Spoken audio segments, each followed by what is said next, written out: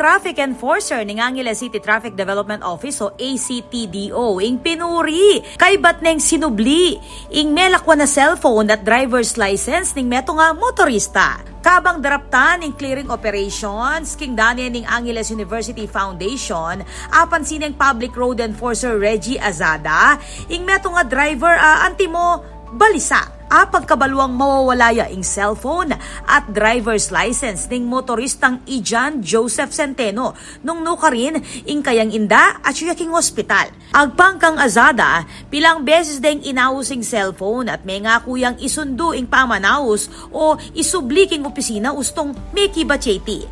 Kay bat ning halos 2 oras ating minaus, ibat king may kapulot king cellphone at may kikitlareti king boundary ning Angeles City. Agad ning delang Azada ing gamit king ACTDO office, king City Hall at misubliati king Makibandi. Maragol naman ing pasalamat ng Centeno at ning kayang asawa kang Azada, ape pakit katapatan at pong masabal. Sinabi ng Azada na obra na bilang meto nga public servant ing sumaop king kapara at maging tapat king Aldodo obra. Agpangkaya simpleng pamanyawop maragula bage lakwas na kareng taong mangailangan. Inggewa ng Azada magsilbi ang inspirasyon at patunay na ring public servant balaos lang mamye malasakit at integridad king serbisyo publiko.